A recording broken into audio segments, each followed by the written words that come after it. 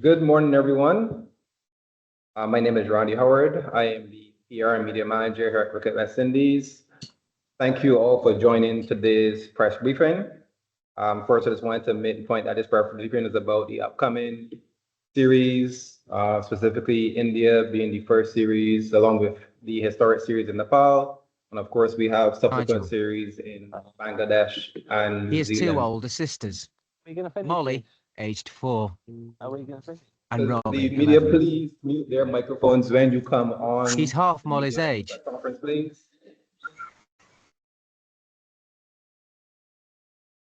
I would really love if the media, when you join, please have your microphones muted. Thank you very much. The panel here with me today, we have, of course, Director of Cricket, Mr. Miles Bascom. We have our head coach, Sammy, and then our senior talent manager, Jamal Smith. They will be the ones fielding your questions today. And when we get to the Q&A portion, I would ask that before you unmute your mic to ask a question, that you please raise your hand. We'll identify the individuals with their hands raised. And once we identify your name and call you to ask a question, that you please identify yourself by name and media house, and then go ahead and pose your question, whether it be to the full panel or to an individual person on the panel. So again, thank you for joining us. And I would like to turn over now to the Director of Cricket, Miles Bascom, to give you some opening remarks. Thank you, Randy. Good morning to all the members of the media. I'd just like to put a little bit of context to the upcoming tours. Of course, we start right after the CPL, and we head off pretty much in two groups. One group to Nepal for that very historic series, T20 series, 3-match T20 series, with an emerging nation, cricket-loving nation, and we're happy to support their development. You should all be aware of what has recently taken place in Nepal, and we hope that if in some way that this series brings that population some sort of joy, that we have contributed in some way to that. That series will be quite important in the context of looking at our reserve pool. In the morning and cloudy throughout the day. Can you please mute your mic? 67 for 2. We've seen a number of exciting young talent in the CPL. A few of whom will have opportunities on this tour. The India series, 2 tests in India, on their home ground, home turf, after a strong finish in England. So no doubt they will be preparing themselves to dominate at home. So that we expect to be a challenging series, but I'm sure that we are up for that. We are up for that challenge. That squad would have been announced yesterday or the day before. So that again, the second outing for the test squad in the new test championship. Challenging, no doubt, but as I said, we will definitely be prepared to give up our best. The Bangladesh series, which is a white ball series, 3 ODIs and 3 T20 internationals. The ODIs will be crucial to our 2027 World Cup campaign. Bangladesh sit, I think, just behind us at number 10 in the ODI rankings. So they definitely will be trying to get some points off of us, and we will have to do our best to fend them off. And the T20s, again, would be probably our first series in subcontinent conditions. well, apart from Nepal, which is in Dubai, but against a full member, since we played in Sri Lanka. But yeah, since we played in Sri Lanka a few series ago. So that will definitely test us, and it will give us an idea of where we are as we prepare, all the indication of where we are preparing for the 2026 T20 World Cup. We played in India and Sri Lanka. And of course, we end the year with a full tour of New Zealand, 3 ODIs, 5 T20 internationals, and 3 test matches. So that would be the ODIs there would represent the last series ahead of the World Cup campaign. And for us, that will start with Afghanistan, then Sri Lanka, then South Africa, heading directly into the World Cup. So I will pass over to Randy, and I'll await any questions. Yeah. In the question and answer segment. Thanks, Miles. I'll hand over now to Jamal Smith, our senior talent manager, who will speak a bit on the recent under-19 success against Sri Lanka as that team prepares for the World Cup, and also a bit more about our approach to team selection for the upcoming series. Good morning, everyone. As Randy stated, I am the senior talent manager. I'd just like to state here that as far as the under-19 campaign is concerned towards the World Cup in January, it really actually started from our regional tournaments, both the under-19 and the under-17 tournament, because there will be a cadre of players that would cross over in the various age groups, predominantly the under-19s group for the World Cup will come from the under-19 tournament, but there are a few under-17s that we've kept our eyes on as well. Obviously, there just has been recently concluded a series against Sri Lanka, which we managed to win 4-3. So congrats to the young men. But our major concern right now at this stage is to ensure that we get them adequately prepared going into the next series, which is against England and St. Vincent from November 3rd until December 1st. You guys have gone back to their respective territories. Right now, that is the first squad that would have played against Sri Lanka. And they will get their individual programming through the strength and conditioners, as well as the identified pathway coaches in their territories. Let me reiterate here that the squad that was selected for the Sri Lanka series was provisional in the sense that the selection process would have included creating a depth chart of the various rules coming out from the players in both the under-19 and the under-17 tournaments, predominantly under-19, as I said.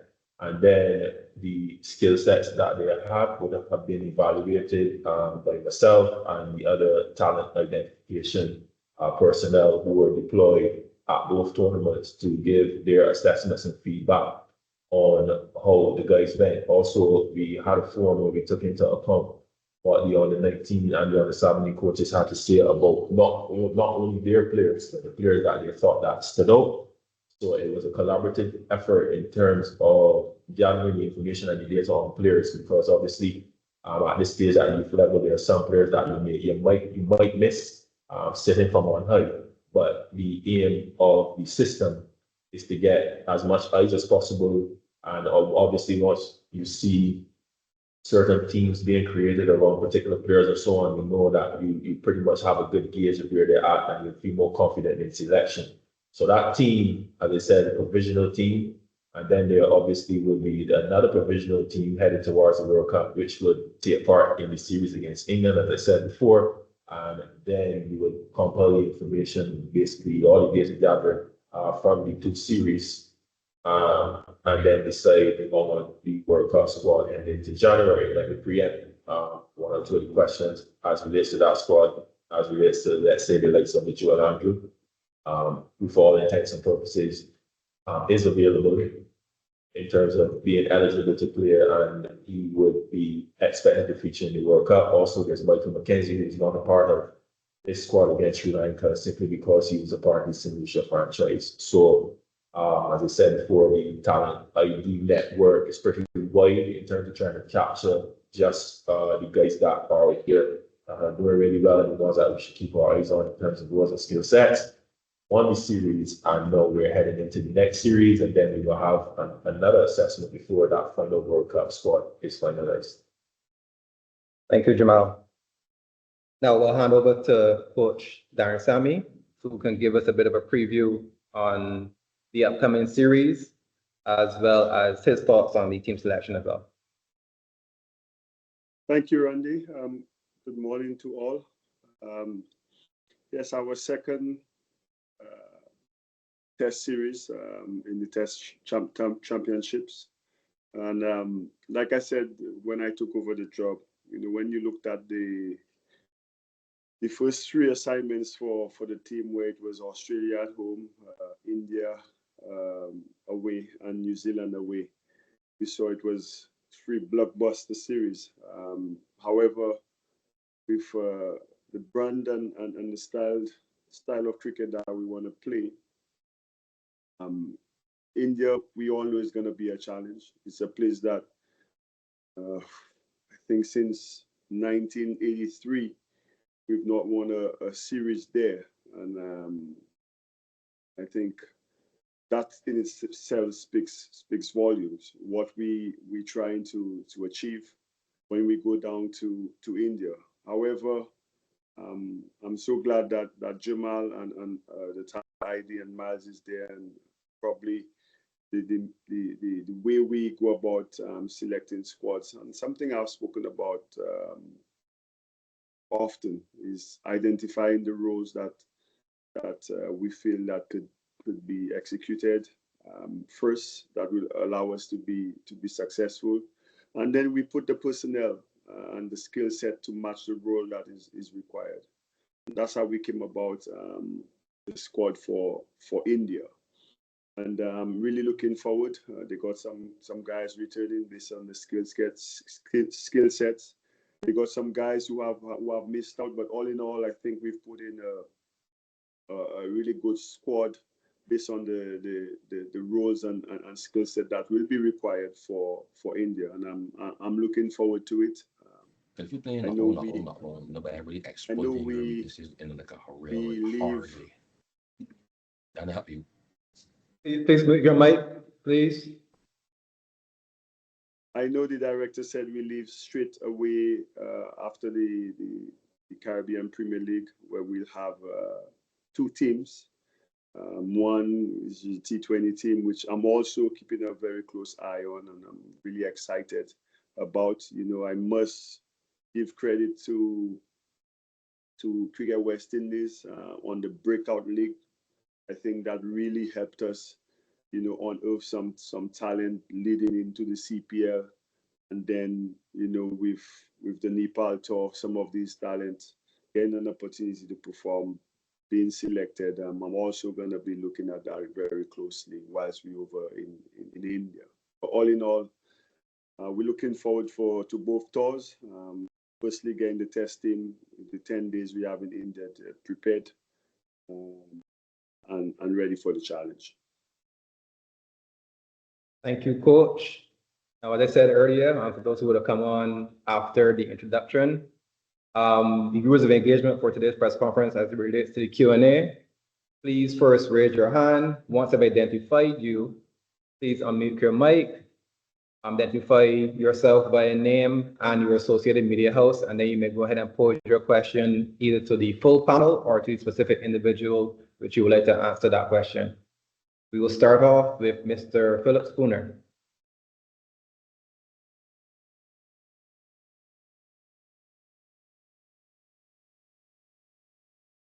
Philip, we're not hearing you.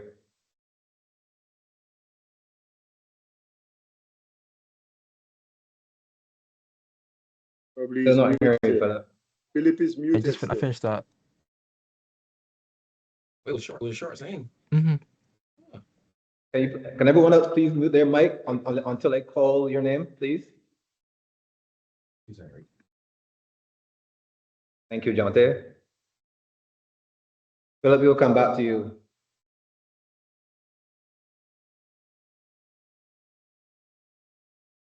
Can we proceed now to Brandon Corlett? Morning, everyone. Brandon Corlett, Ghana Times. Morning. Question to head coach Darren Sammy. How compelling was Tejan Chandrapal numbers for him to earn a recall to the test team? Well, when you select a team, there got a number of factors that you take. You take numbers, you take performance, you take what the role is required. And, I mean, before Tage got injured in the 4-day championships, he was averaging, I think, 47. Jamal could correct me on that, but he was averaging around 47, batting well. And, just looking at our depth chart, who we have with the opening spot over the last few series, not really giving us the numbers and the results that we want. When we look at the role needed for one of these openers, Tage brings that sort of clarity of thought that we're looking at in terms of the skill set and what that role requires. And his experience, the ability to play spin, he was probably right up there as one of the better contenders for that role. So young man, you speak about transitioning. Yeah, he made a very strong case for the opening spot.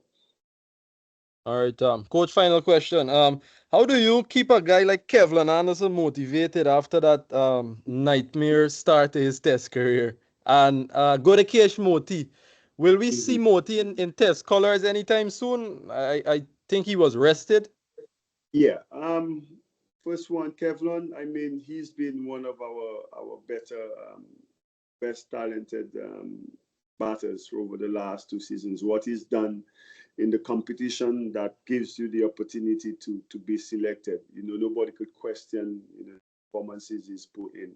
And again, if you look at the grand scheme of things, that's why Jamal is there and all the coaches, we are trying to put measures in place that allows our guys, when they come up to international cricket, the technical flaws are more, it's limited.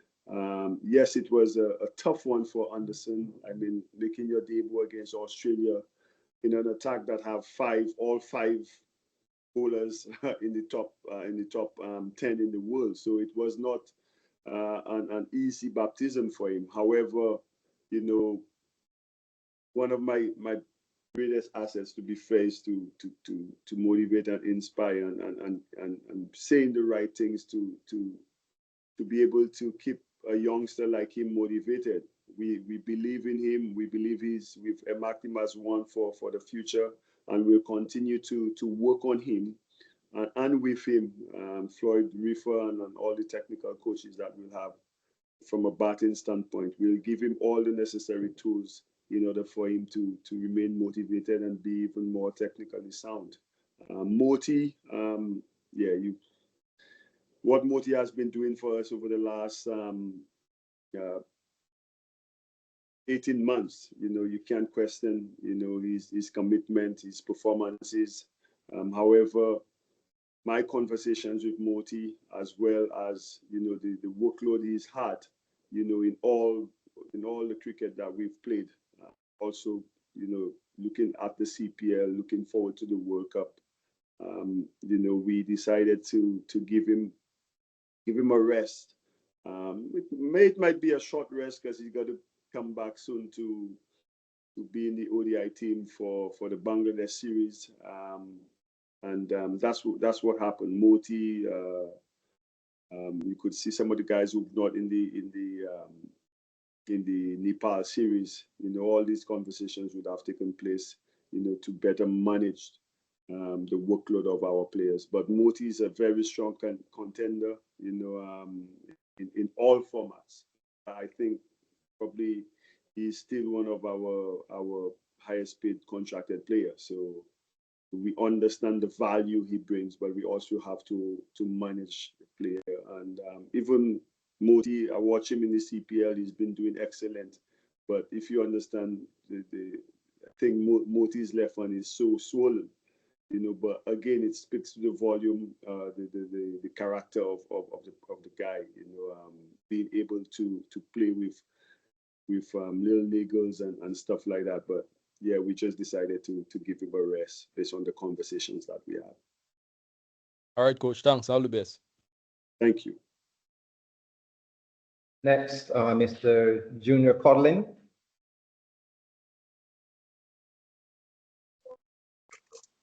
Yeah, greetings to everyone. I am Junior Codlin. I am from the West Indies Cricket Development Academy media arm. Head coach. Yes, yeah, man. Good morning to you. good morning. Yeah, the team that you picked for India. What is your expectation from them?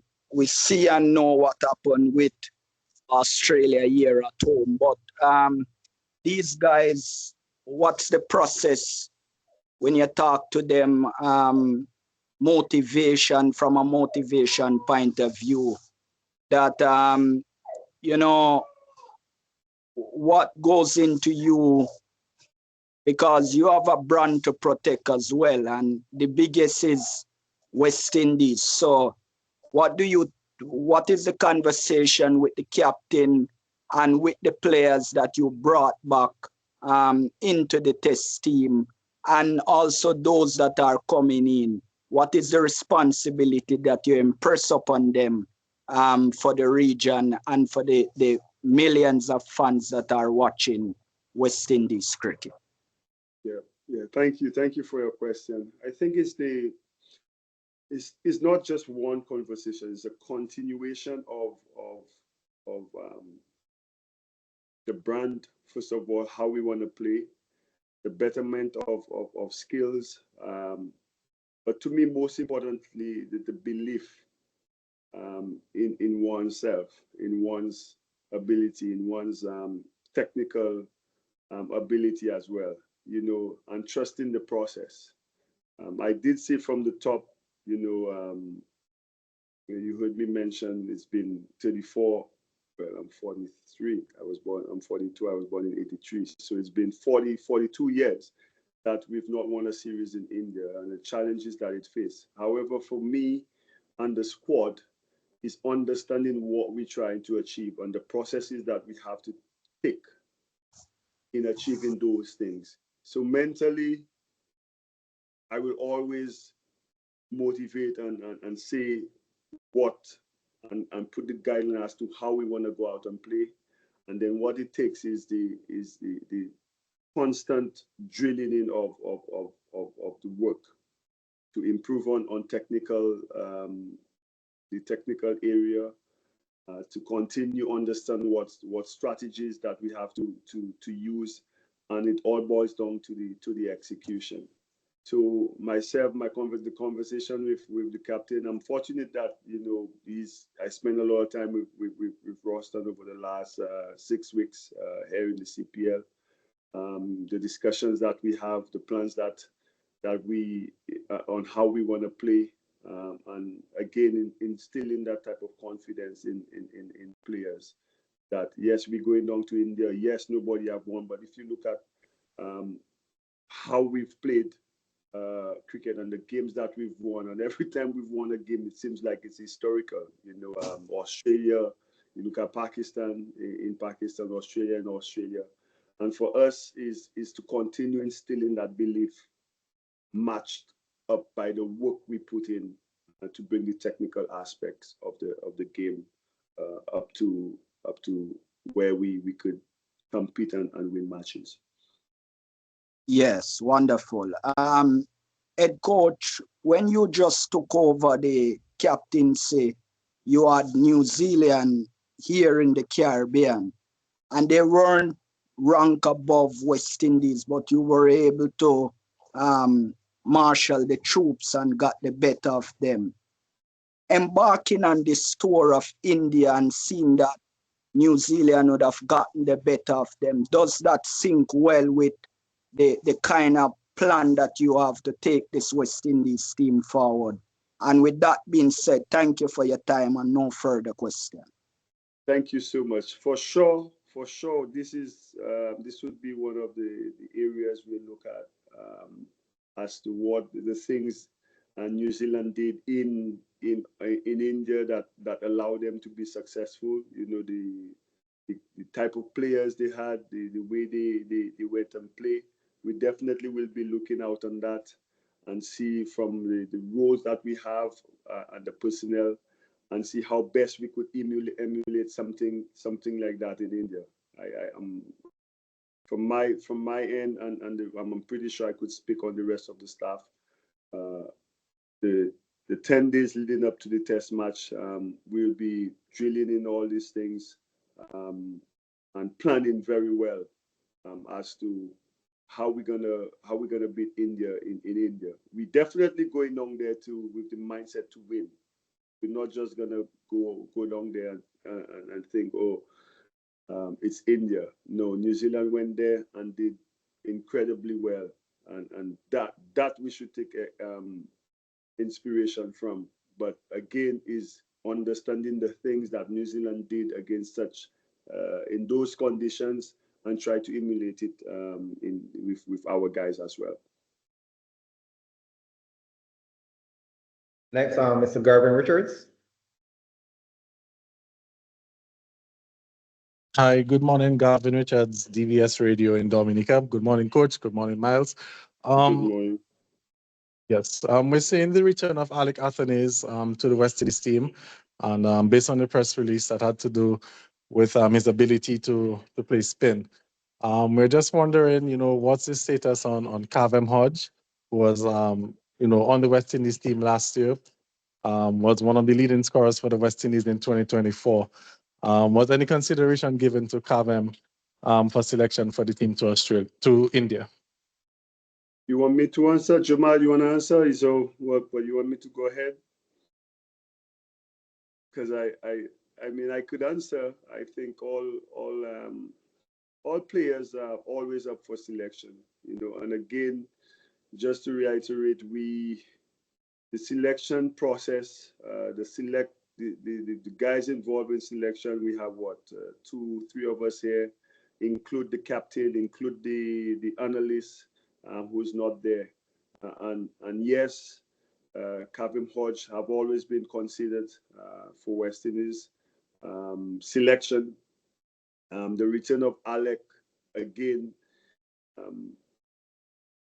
looking at the conditions, looking at what we'll face, Alec, we knew before Australia that Alec was always going to come back into the setup, based on the conditions that we will face and the skill set that would require us to be successful. So again, we don't just stay there and just pick and pluck players from nowhere. We do a lot of information, a lot of data collected, and we try to come up with the best squad in terms of the roles and the skill set required, and then the personnel come in. So again, that's how the selection process goes, and it's unfortunate that Hodge misses out again. But if you look at the squad and how we want to play, you will see we came up with the best combinations that we possibly could for India series. Okay, just a quick follow-up to that. So how does Hodge get back into the team, seeing that he's a red ball specialist? There's not much red ball cricket being played in the Caribbean now, maybe not until next year. So what sort of plans maybe would you have? How would you be able to assess him moving forward? Yeah, that's the challenge for everyone we face here, and that's where the franchise system play such a big role in helping prepare our players with no competition, or rather no competitive cricket being played during that time for in between the next test series. So again, one thing I know about Hodge is probably one of the hardest working batsmen we have. Takes his game very serious, so he will always be ready if called upon. That's one thing I could vouch for Kevin, knowing the player, knowing the individual, and again, is the constant communication, with whether it be Jamal, with myself, with the batting consultant, Floyd Reefer, as to the dialogue as to what is required, some of the things that he has to work on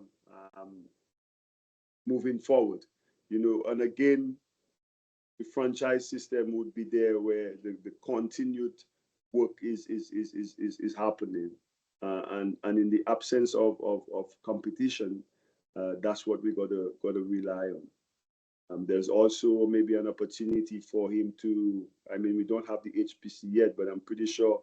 I mean, the director is there. If we do need him coming across to Antigua to do some work, that's also probably would be on the cards as well. But knowing Hodge would be in Dominica, hitting so many balls and making sure he's ready if a call up comes up.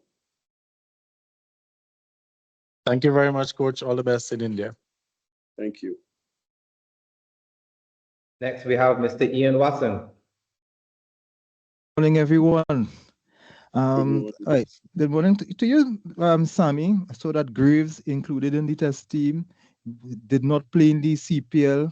Well, that's a whole story by itself. But is his role in the CPL in this test team, is it as a batsman or all-rounder? His role is an all-rounder role. Like it's been when he started in Australia, the impact he had there, the impact he had against Bangladesh, I think, and the impact he had as well against Australia for us. And that role continues. I know there was a lot happening during the CPL with regards to him. But from all reports coming from our medical team, he's cleared and ready to resume his all-rounder role in India. Okay, great, thanks. The West Indies team has been busy, has been playing cricket since June in the UK. We came home to play some series here, straight from the series to CPL, and then we are off until after Christmas again. How are you coping as a manager, and how are you keeping the team fresh, not only physically but mentally? That's a very good question. Mentally, I think that's probably where my strength is at. However, that's why if you look at the Nepal team, we got some fringe players, some guys who we given opportunities, and that's where the management of players become really important, especially those guys who play all formats. And that's why we work very closely with the medical team to see where best we could, give guys rest to recuperate. And for me, it's just, keeping fit, first of all, physically, but most importantly, mentally. I must say 2025 has been a really, really tough year, both on the field, personally. But down times like these here now, success always brings a smile on your face, and I try to surround myself with things that will help me be successful. I got a very strong family base that supports me. I have the directors and my colleagues who also support the process and the work that we have to do, and that keeps me motivated.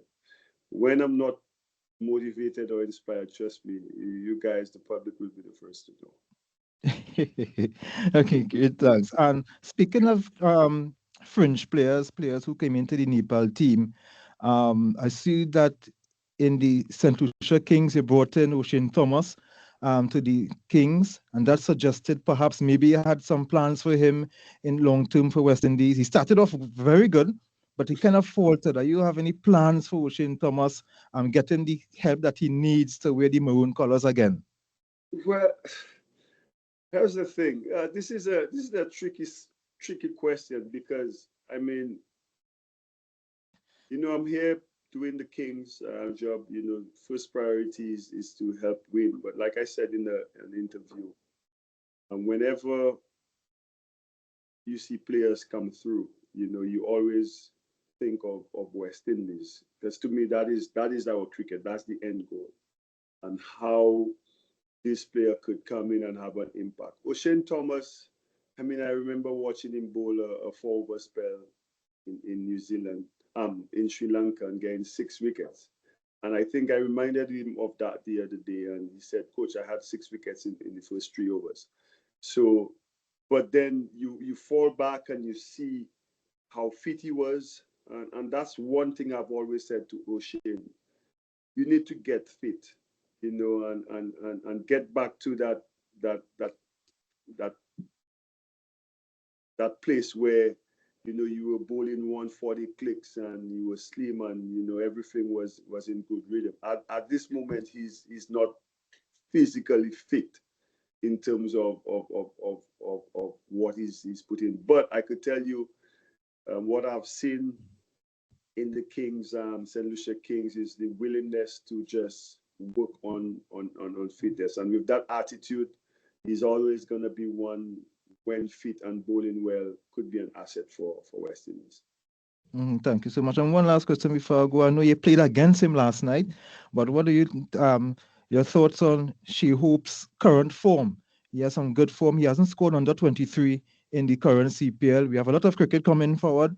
What do you think of Shea Hope's form? Shea is a class act.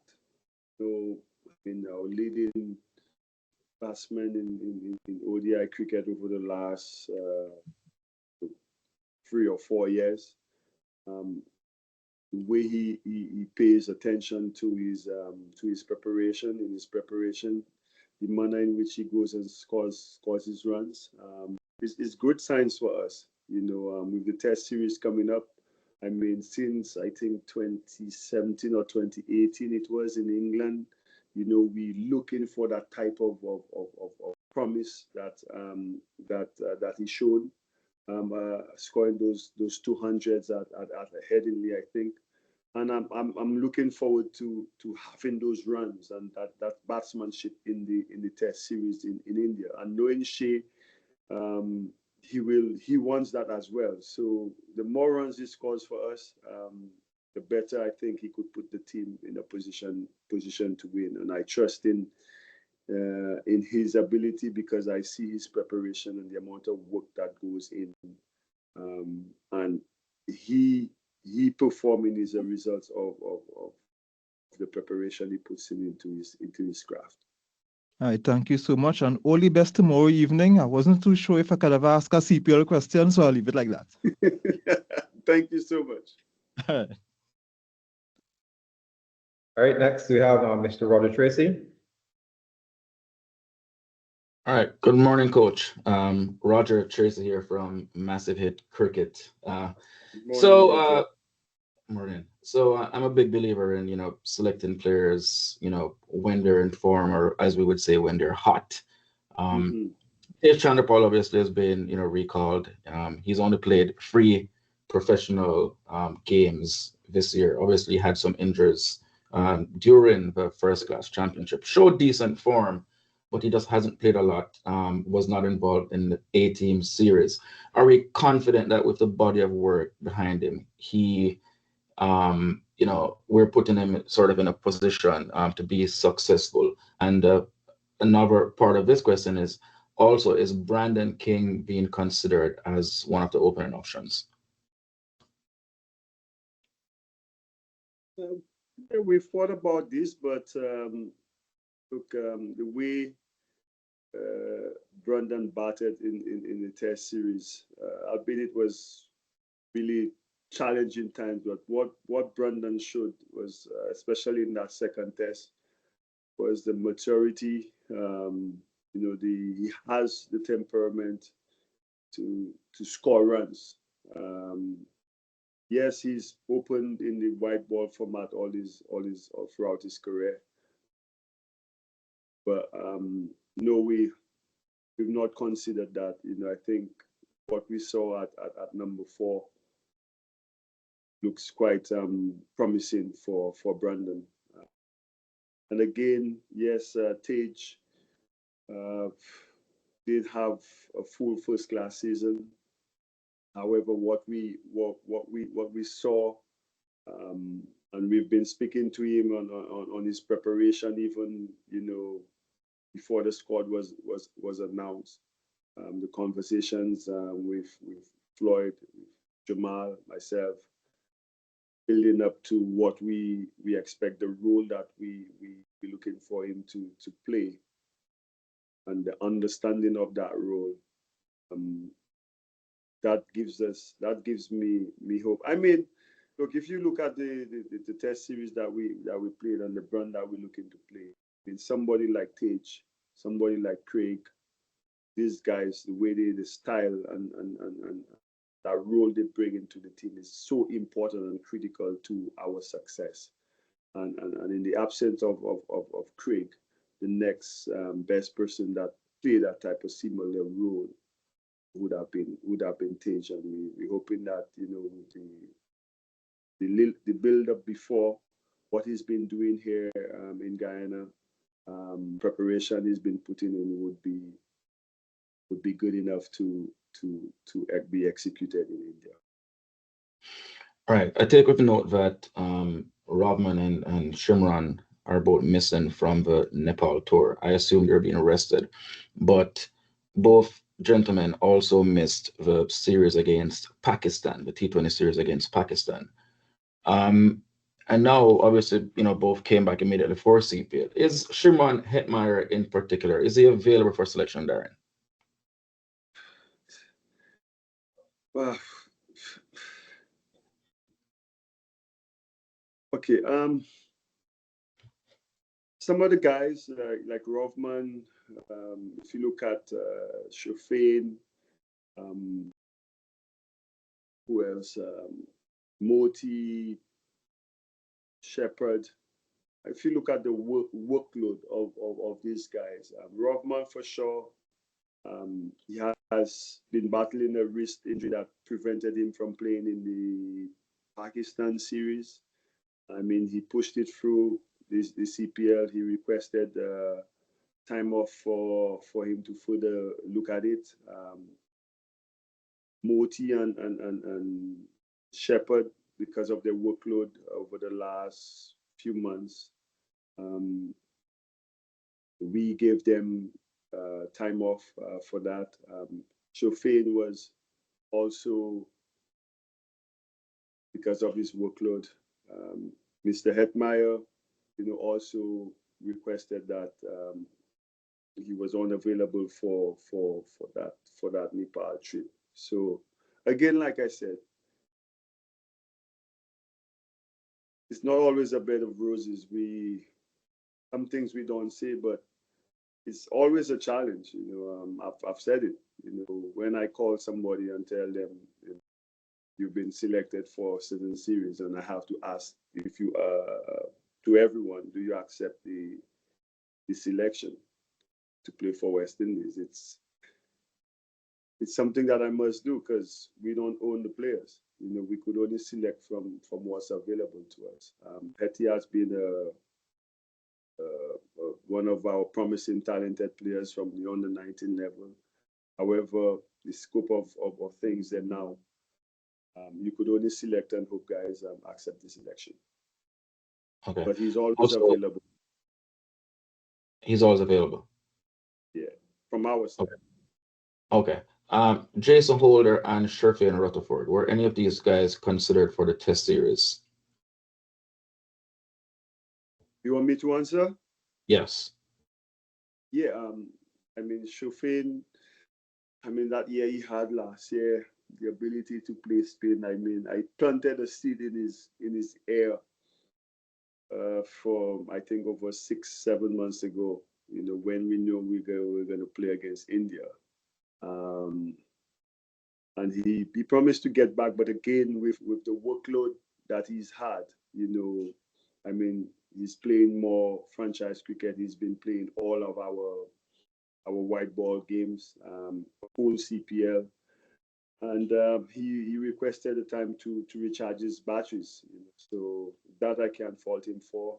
Jason Holder, yes, he has been considered. However, if you like open conversations with him, the role Justin has played in the test team, it's direct, with the role Jason would have been doing. So and it's conversations I've had with him about test cricket, where we see him, and yeah, that's it. But he's been considered at the moment. The role that would love for him to play is being played by Justin Graves. All right, thanks, coach, and good luck for tour of India and also Nepal. Thank you very much. Next, Karthik Krishnaswamy. Hope I pronounced that correctly. Yeah, you did. Can you hear me? Yes, we can. All right, yeah. Darren, hi. I wanted to ask you about Khari Pierre and his selection for the test squad at the age of 33. You have this team of like scouts and like talent development and Jamal and all of that. And he's also put up really good first class numbers over the last couple of seasons. So what were the things that Khari brought to the table in terms of his attributes, apart from just his numbers, that made you believe he's the right guy for India? Go ahead. This is a question both of you could answer. I mean, yeah. Jamal will answer. Yeah, I'll take that one. Very interesting question, actually. Got it a couple of times last night as well offline. First of all, I think if you look back at the 4-year stats, Khari Pierre, let me read verbatim to you for the benefit of the room. Last year in 2025, this year, sorry, Khari Pierre was able to average just 13.56 and economy of 2.37 before he won with his 7 games. He's actually topped the West Indies Championship list, followed closely by Joshua Bishop. I want to say here or insert here that Khari Pierre, obviously, I like to title these cricketers as journeymen who's been around for first class domestic setup for quite a while.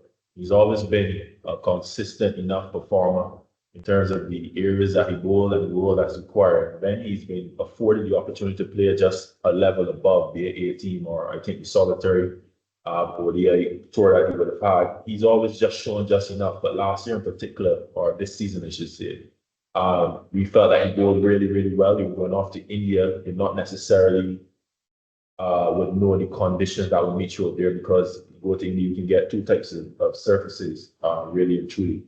So you take the extra spin in Khari Pierre because of his experience, first of all, his durability, his consistency. If you had managed to watch some CPL last night, for instance, you'd be seeing him going around in the field quite expertly, to be honest, some lovely diving and saving catches as well, to augment with the way that he struck the ball and also how he bowls. And it's the kind of guy that you can give the information to, especially on a tour to India. And hopefully he will be able to execute. And you're basically backing his experience, his durability over a long first-class career. You're hoping that he can put all those things together. And at this stage, you prefer to go with a guy like Khari Pierre as opposed to probably a young star. All right. And, when we speak of attributes that tend to do well in India, like pace through the air is something that touring teams are looking for a lot as well in their spinners, right? Like, or a high release point, or, were there any specific attributes that Khari has in terms of his bowling style that also made you think he's the right guy? Yeah, consistency, definitely his consistency in areas and his changes of pace. He's not a big turner. I mean, if the surface does assist him, he would do that. But certainly his consistency and his pace, in particular, his ability to change paces. As I said before, he's a very experienced guy. And we believe if we give him the information or he receives the information from the surfaces, he should be able to adapt. Yeah, and you spoke of the two kinds of pitches that you could potentially get in India, right? Is there any kind of expectation you're going in with, or is this like a completely open mind and let's try to cover as many bases as possible? Yeah, so if you look at the squad selection, it would suggest that our philosophy was open-minded. We would have had a lengthy conversation about this in meeting, obviously, our head coach, Darren, Sammy. We would have had directors like myself and Roston Chase, and based on the collective experiences and the data that we would have pulled from the analysts as well, we know that we can get different types of surfaces. And the question is what India are comfortable with in terms of their arsenal. So we just tried our best to pick a team that is as balanced as possible so that on game day, based on our reading of the surface, to be able to put a team up there that can at least execute the roles and skill sets required for the conditions. And finally, the pace attack you have, it looks like the kind of attack that can take wickets anywhere, right? And there's a question for Darren as well. What are the kind of things you've been telling these quicks about like bowling in India and like how they could potentially win matches for West Indies then? Yeah, you are absolutely right. We have found ourselves in a position where our seam attack could operate in any conditions. That 6 to 8 meter length works across the world. If you look at the best in the world, the Brumers, the Josh Hazelwoods, the Pat Cummins, all of them operate on that 6 to 8 meter length. It doesn't matter if they're India or Australia. Australia, it might be a touch fuller because of the bounce. India, it might be a touch shorter because of how the wicket sometimes skids through and stuff like that. But in our fast bowling department, we got four different guys who their skill set has its own variety, where you have Shamar Joseph, who's very skiddy, Jaden, who a strong front leg, who can swing the ball both ways, and then you have Alzari Joseph with his height and the bounce he could extract. So again, we take confidence in that, especially the way they've been bowling over the last year. The ability to take 20 wickets, because that's what you will need in India. If you can't take 20 wickets in India, you are on the back foot. And we have a bowling lineup that, especially from the seam department, that could take 20 wickets. So again, the process remains the same. The line and lengths don't change in terms of that 6 to 8 meter length. Maybe it's just adjusting whether it's a touch fuller or touch further back into the pitch. But again, I have full confidence in that, and it makes me smile knowing that we got a bowling lineup that could take 20 wickets, and that's the first objective in winning the test match. Thanks so much, Darren, and all the best for the busy season. Thank you.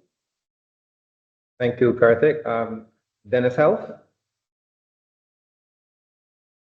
Yes, good afternoon to you all. I'm Dennis Heath from the Cricket Show USA. A question for Coach Sammy. In your opening remarks, you said some players are missed out, but can I ask you to expand a little bit for us, especially the fans who are always wondering why certain players are not there? They may be injured, but we're not told they're injured. So there's a lot more required in terms of transparency so that we can follow our favorite players out here in cricket land. Yes, for instance, you would see somebody like a Craig Brathwaite is not into the testing.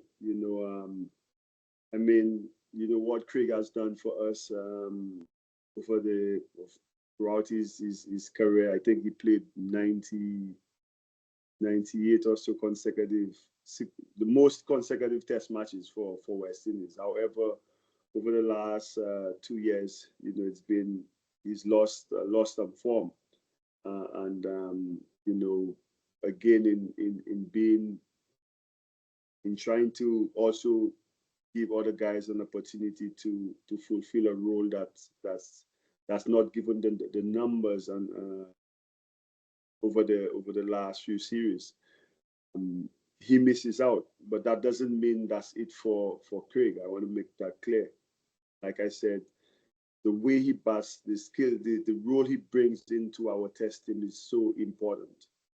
Hence, somebody like a Tej who is somewhat similar in that type of role and skill set he brings, will get that opportunity. You see Kesikati, who was part of the test team, misses out. You see the return of Alec, who again the skill set he brings in India. You heard Jamal spoke about, we're not sure of which conditions we're going to get, because India could give you two of these where it's spin friendly and where it also helps the paces. Alec brings that kind of balance to both in Asian conditions. And again, Carrie Pierre came in. Moti has been rested, but you look at Carrie Pierre's numbers, very experienced, like all the things Jamal explained. He gets an opportunity. I explained about the Jason Holder question. And again, it's just when we look at our pool and Jamal, who's the talent ID, he works so hard making sure that we have a depth chart in every situation, well, in every role, how many players that we have that could fulfill that role. And in trying to making sure we're quite transparent, we could pick from those players we have. And that's why I said, I mean, I've never seen a squad that's selected that makes everybody happy, but again, it's understanding from our part and the transparency of why certain players being selected. I think that's important. And most of the times, it's because of the role, the role and the skill set and the conditions brings about the squad selected. Thank you. You're welcome, Dennis. Dr. Nilesh Mehta. Good morning to the whole panel. I have two questions for Coach Sammy. This whole concept of workload management has come into the press and the media over the last few years. When you used to play, or when players like Andy Roberts, Michael Holding, Joel Garner, when they used to play, this particular concept did not exist. Now, granted that the modern players play a lot more cricket, white ball, red ball, what have you. But do you feel that this whole workload management concept potentially sometimes is overblown? And then that brings me to the question of Gudakesh Moti. West Indies is playing two test matches, one at the Arun Jaitley Stadium in Delhi, and the second one at the Narendra Modi Stadium in Ahmedabad. The Delhi pitch, historically, as you know, can be slow and low towards the second half of the test match. And the second question that I have is pertaining to that particular pitch that I talked about in Delhi, where the West Indies squad does not have a qualified, bona fide leg spinner in the squad. Is that something that the team management, you and the think tank thought over in not including a genuine leg spinner? Because in Delhi, if you look at the statistics, Anil Kumble, India's leg spinner, has been the one who has taken the most number of test wickets in at the old Firozshah Kotla, now Arun Jaitley Stadium. So, two questions, Coach Sammy. Thank you. Thank you for your question, Nilesh. It is. Yeah, I mean, if you look at the cricket now and cricket probably 20 years, there's so much more cricket being played. I think I saw an article think it was either Nasser Hussein or Atherton. Don't quote me on that, but we were talking about that same scheduling, the amount and the volume of cricket being played, and the pressure it is on the players. Because now we don't only compete with international cricket, we got so many different franchise leagues and stuff like that that players take part in, and we're not in a position to stop that. So again, yes, we have to consider the welfare or the health of the players in how we manage them, because I think it's also key, especially when you plan ahead, and you don't want players getting injured. And to your second question, I mean, I would love to have a leg spinner to go to India or in any of my setups, but that's a luxury we don't have yet in the West Indies. And if you see the Nepal T20 team in us, and if you go back to what the director did in us trying to unearth some leg spinners in the breakout, every team had to have a leg spinner in their squad. So again, it's us trying to build that type of player. And in the Nepal team, we have a young musician going there, and also Bidesi, who bowls some leg spin, quite impressive in this year's CPL. So hopefully, in the depth chart that and the players that Jamal has put in together, hopefully a couple of them could graduate into that world-class spinner that we have missed for so long, in our setup. Is the workload management concept initiated by the player, in this case Gudakesh? Is it initiated by the management, or is it a combination of both? The conversation is always both ways. I mean, we have a very good medical team who analyze the workloads of the players. The conversation with the player as well would be taken into effect. Also, the opportunity to see new talent as well also comes into the fray. So look, like I've said, no decision is done by just one person. It's just a collection of guys, of personnel, talking about what's best moving forward for each player. My best wishes to the whole panel and Team West Indies. Thank you very much. Next, Mr. Joe Bailey. Hi, good day. Hope all is well. Can you hear me? We can hear you. Yes, we can Okay, hear no you. problem. I have a few questions for both Darren, Sammy, and Miles Bascom. I will ask it's four in all. I don't know if I get time for all four, but I'll just ask Darren, Sammy first and foremost. Two questions concerning the Gudakesh Moti exclusion from the test team. Firstly, the press release we got on Tuesday, the media got on Tuesday, mentioned that Gudakesh Moti was being rested. However, though, I've noticed that both the red ball captain and the white ball captain both have been playing non-stop cricket against Australia, against Pakistan, and in the CPL, but they have not been rested for India. Is it a sign that maybe favoritism may be involved, or what? That's question number one. And also considering the Moti situation, the media release also said that he's been rested with plans for the 2026 T20 World Cup.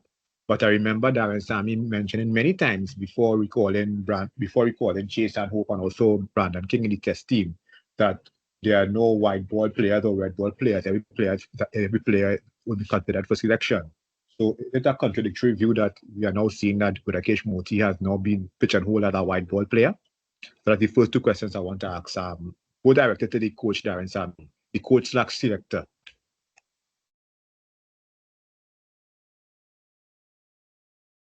Help me the coach. Give me The first question, I will not entertain it because I don't think that's how I operate. That's the opinion of the guy who asked the question. The second question was about Budikish Moti. No, I'm not in any position, like I've said. I can't pigeonhole any player as a white ball player, a test player.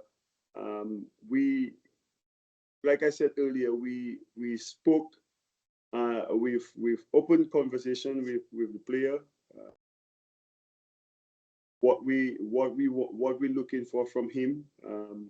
In fact, as a matter of fact, Moti was one of the guys who wanted a lot of emphasis based on the World Cup year that's coming, and again, it's dialogue. We're heading off to India with Moti missing out and being rested.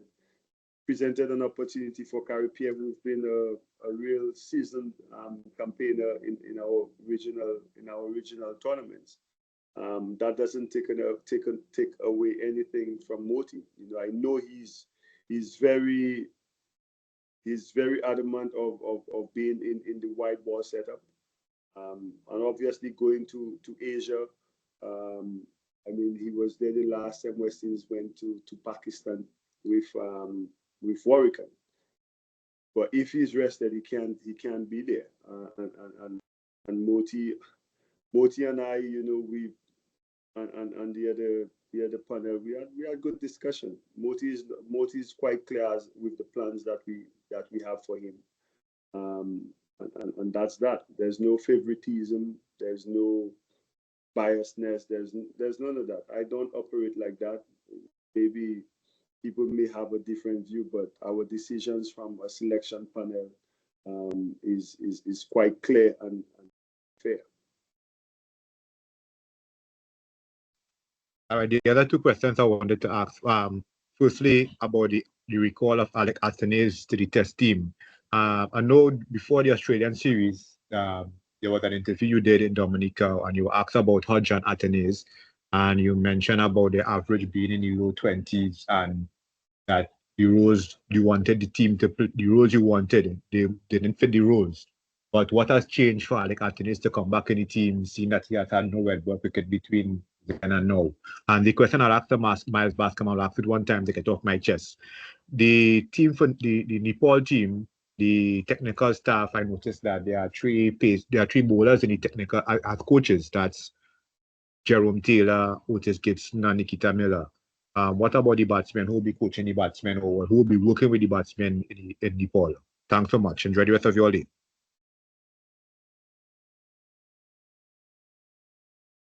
Coach. Yeah. Look, I think just to clarify the statement that was made and the context in which it was made. We were talking about batsmen, and I was just making a point that we were doing a disservice to Alec and Hodge, that we are justifying that an average of 25 in Test cricket was okay. I never said they would not qualify to play for West Indies, which that would have been untrue. However, again, the team we were going to play against Australia at that time, the rules that was required to play, Hodge and Alec was very close, but Brandon King, one of the rules went to Brandon King, and we had Anderson, who backed another really good first class season over the last three seasons. So again, it's everything we do won't have instant success or go right, which is fine. That's sports. However, we move on to India, and the skill set that Alec brings, the way he play, there's a role for him in the team in Indian conditions. And I'm pretty sure moving forward, like I said earlier, different conditions, there may be a role for Hodge. So it's we don't pigeonhole or put players on the side just because we want to. It's careful thinking, careful planning, a lot of analyzing with the data, the opposition, the conditions that come into place. You guys may not believe so, but I'm pretty sure the selection panel and that's involved, the amount of discussions and in-depth conversations that we have, when a squad is selected, there's absolutely no worry on my mind that we as a group have picked the best team because of the conversations and the discussions that we have within the group on every single matter. So once that's clear on my chest that I followed the right process, all the opinions will always be there. In our minds, we feel that we put out the right team to go out and represent West Indies. May not please everybody, but we're quite clear in our decision making. Okay, and just to address the second question, the total Nepal is quite strategic for us. We have recognized that probably over the last few years that our bowling has been a little bit of the Achilles heel in our white ball team. So we have tried to bolster the support for the bowling group. I don't think anybody can question Otis Gibson's credentials as a bowling coach. On this tour, he will be a consultant. Jerome Taylor, who is a former player, very good fast bowler as well. Still learning the craft. We saw the opportunity. He had a previous experience in the A team against South Africa. And now he has the opportunity to sort of work with Otis and try to understudy him somewhat and gain some experience from him. And because of subcontinent conditions, spin bowling becomes so vital. Nikita Miller, another former player who we have invested in and we are trying to give opportunities to help him to develop his craft. We opted to have him go and support the spinners on that tour. We are still looking at identifying other prospects, batting coaches in particular. But again, a very short tour. There's not a lot you could really do with batsmen on tour. Whereas for your bowling group, well, batting in a technical sense, strategically, I'm confident that we have enough support there from the head coach and other assistant coaches. And just lost my train of thought. But the point I was making was that we have prioritized the support for bowling on this tour, and hence the reason we have doubled down an assistant coach for fast bowling, support in the form of a very experienced Otis Gibson, and an assistant coach specifically to work with the spin bowlers. Miles, Doc, if you allow me to also elaborate as well, right? Just piggybacking on what you said, with the need to continue our technical aspects of the game. Having Jerome Taylor undershadowing somebody like Otis Gibson, the amount of experience there. I remember talking about, from our fast bowling department. I mean, look at the tour. We've been struggling to get one left arm seamer. On this tour, got I think 3 of them in Obed McCoy, Jediah Blades, and Raymond Simmons, who will be working with Otis Gibson. And Jerome Taylor could get all the knowledge he wants. So when he comes back, he could, impact that knowledge, that technical knowledge, in our players around the region or in Jamaica. And then obviously we have a young Zishan and Bidesi, and also Akil Hussein, who, I mean, he's gonna be the captain, but he's our premier, left arm spinner in that format. Having Nikita Miller there, to just cushion the load of international cricket on those new fringe players. I think that was brilliant on your part.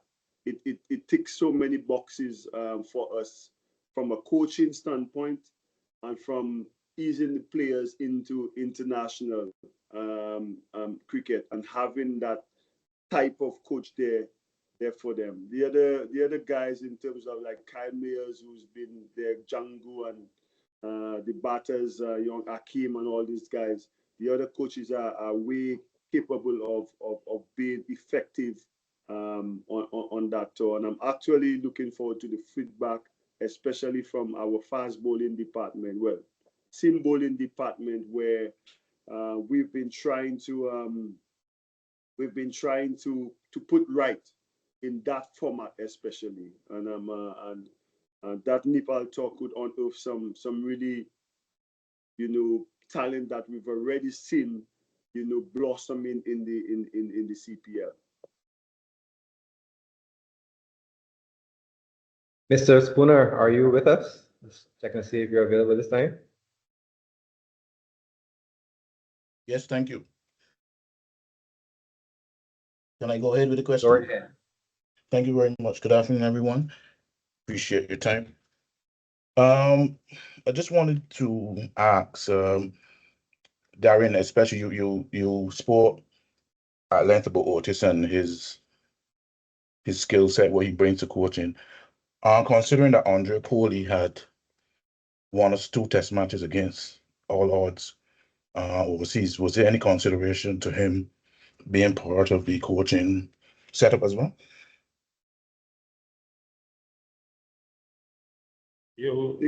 That's from Matt. That's not from That's for me. Yeah, so we've had extensive conversations with Andre following his departure. He identified a few areas that he had intentions of going into posts. But he did the 18 series before the end of his contract. But we have also invested in Griffith and Rion as recent as the Ireland series when Darren left to prepare the test team for the Australia series. So we are confident that, especially for this particular format, that we want to offer that continuity to Rian and keep developing his capacity as a head coach. So we're basically continuing that investment in Rian, and we will continue to have conversations with Coley. He has reiterated time and time again that he is always prepared to lend a hand when needed, and we have will definitely keep him under consideration for future opportunities. Thanks. And 2 other questions. Any update on Matthew Ford? I know he popped his shoulder in the series against Pakistan and hasn't played CPL. What's the latest on him? Is he available for Bangladesh and possibly New Zealand? And then the contracts for international players, men's and women's. Any idea when those will be out? And one more for Darren. You mentioned Jason Holder and Craig Brathwaite. Kemar Roach also 280 test wickets in 80+ test matches. Is the door shut on him, or is he still on the radar? Thanks again. Okay, so I'll take the two half volleys before Darren takes that bumper. Yeah, so the contracts, so we are currently in discussions with players that paper will go to the board for approval at the next board meeting, which is in about a week's time. And remind me of the other question, Stones? Priority contracts. Matthew Ford, obviously his Yes. injury is reopening. Yes, so he was ruled out. We had hoped that he would have been fit to at least get back on the field for this Nepal series. So it's something that we're continuing to monitor.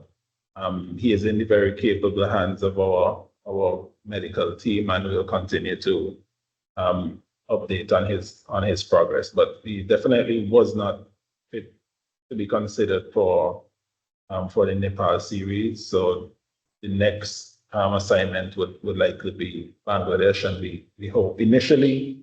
I think the initial estimate was about 4 to 6 weeks from that injury. So Nepal would have always been a little bit touch and go, but hopefully by Bangladesh he should be up and running again. Thank you very much. Spoons, to answer your question on Kima Rocha, I've said it time and time again. I am in no position to call time on anybody's career.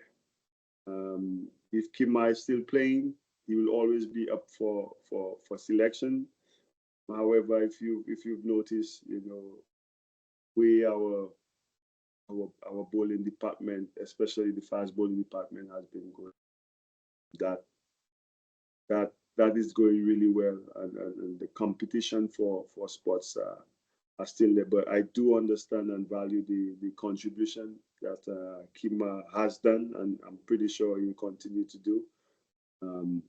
But yeah, Sammy will never in a position to say when a man stop playing cricket. That's all solely on the player. Thank you very much. Appreciate it. Mr. Colin Benjamin. Morning to all. Colin from TVJ Sports Jamaica. One question each for Miles, Darren, and Jamal. Miles, you kind of just addressed the question on Nikita Miller and Jerome Taylor. So I guess just a follow-up quickly. Given they've been in the system, West Indies 18 versus South Africa, the breakout league, Nikita had a role with Darren in the Sabina Park Test match. In a way, is Cricket West Indies trying to suggest in a way that Jerome and Nikita are two of the brighter young coaches in the system? You just want to give them more and more opportunities? Yeah, well, we generally want to support, especially our past players. We know that they have, a lot of cricketing experience and ability. And once they have expressed an interest in transitioning to coaching, in the case of Nikita, he had already started with the franchise in Jamaica.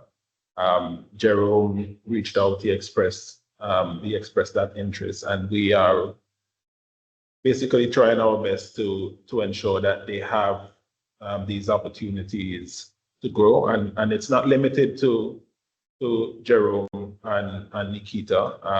We are currently working on a program to facilitate other former players on their journey into coaching. I think it's a much easier transition, as a former player stepping into the realm of coaching.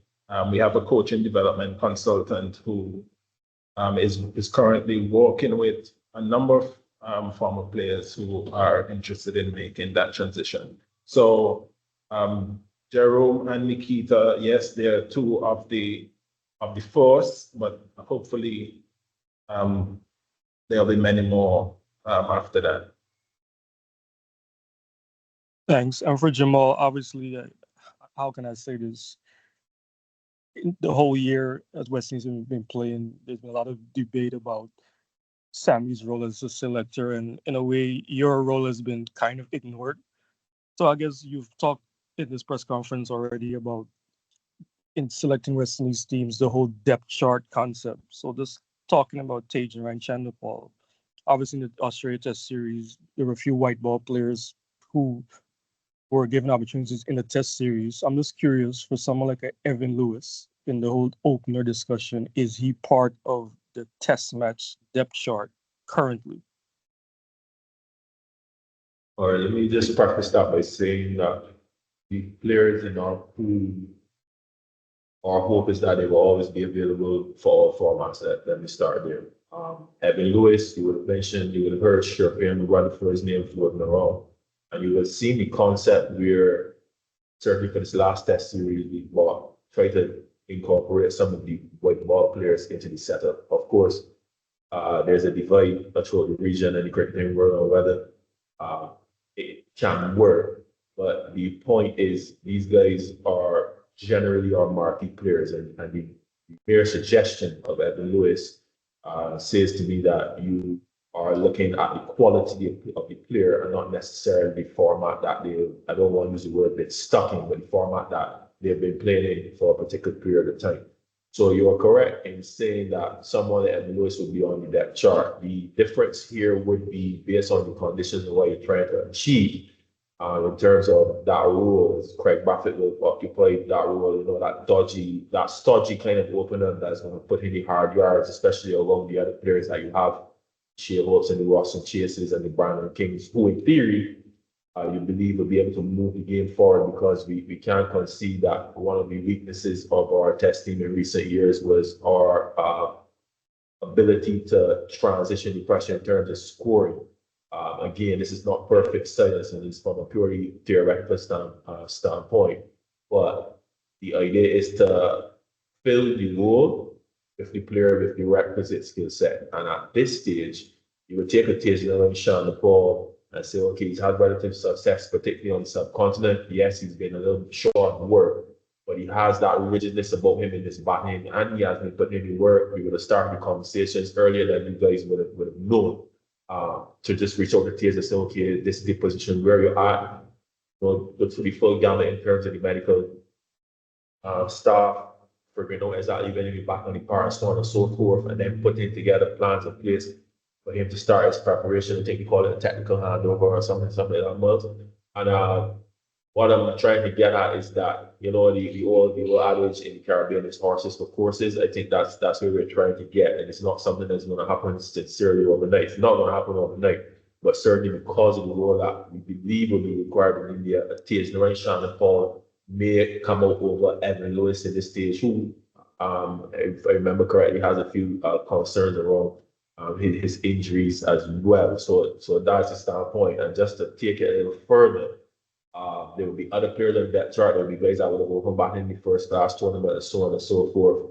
That would have shown a bit of promise. If that even comes to mind, there, Jeremiah Wrong, Akim Ogis was opening back as well. You have Michael Louis, who's been around, but you know he's had his challenges with spin and so on and so forth. So if you go through that depth chart, there are like 7 or 8 names you come down and you try to put things into context and you say, okay, we're playing in India, these are the conditions, this is what's required.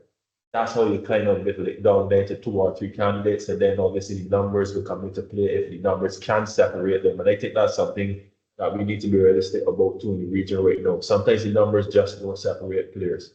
And then it is based, the judgment is based on the philosophy, and that philosophy is role and skill set. And I'm not saying by any stretch of the imagination that this should be an absolute concept, but this is the concept that is being applied currently for the situation and time to time. Thank you, Jamal. And lastly, for Coach, let's briefly talk about the selection of Navin Bidesi, the leg spinner, and the 3 left arm quicks in the Nepal squad. Obviously, you spoke all year of the T20 team needing a leg spinner and left arm quicks to step up. So talk to me where you feel these 4 players are right now.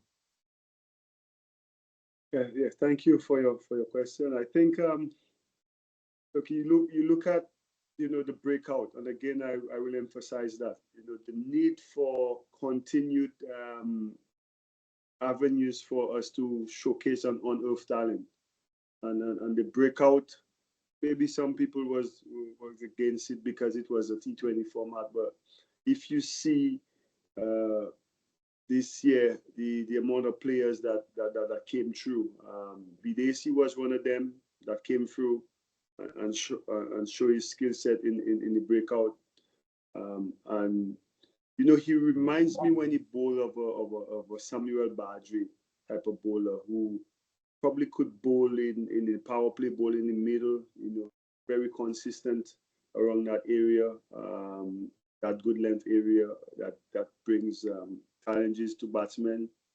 And two areas that I've spoken about in our bowling department in T20 cricket is the need for a leg spinner or wrist spinner rather. And every single team I could remember in World Cup cricket, T20 cricket, has had a left-hander, a left-arm seamer. Australia, Stark. India, Singh. New Zealand, Trent Bolt. England, whether it be Wheelie or Sam Curran. Sri Lanka have had theirs. Bangladesh, whether it be Mushrika, every single team, just the angle they bring and the difficulty, especially in the back end of an inning, or whether it be at the top, the ability to swing. And we find ourselves now, I don't think in the history of West Indies cricket that we've actually even had two left-arm seamers playing together, much less we have three. And we also, from the breakout, you see another young Nathan Edwards, who's been quite quality as well. So again, you put that, and you're hoping that one or two will, graduate so quickly that they could be into the senior team.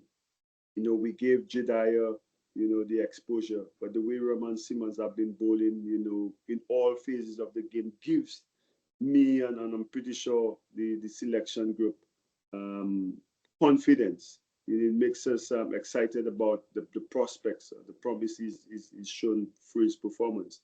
And then to top that to having somebody like an Otis Gibson working with them, again, it's a win-win situation for us, and hopefully that experience that they will gain or learn from getting the skill sets and the technical aspects of fast bowling or seam bowling from Otis on that short trip could be a step, and again, people always give us our blows, but I think for me, I personally, would like to commend, Miles, the director, on this initiative, getting those, some of the things we spoke about in the last meeting in Trinidad, getting those specific technical coaches to work, and I'm pretty sure that's a step in the right direction for us, where we'll have more of these things. We started it with the spin camp that we had, where we had the coach from England, Amar Rashid, coming into Antigua. He's been there twice. Guys like Zishan and Mackenzie and all these guys came through, and they got some work done in Antigua, whilst he also impacts some knowledge on the coaches as to what you're looking for when it comes to wrist spin and whatever spin. And we've seen the fruits being the tree bearing fruits from these little, short-term initiatives. So I'm excited for what it brings in the future, and hopefully the result is us getting a better bowling unit in wide ball format, with these guys getting opportunity and the coaches to help them, fast track their development. All right, I see two final questions here from Roger Tracy and Ian Watson. So let Roger go first.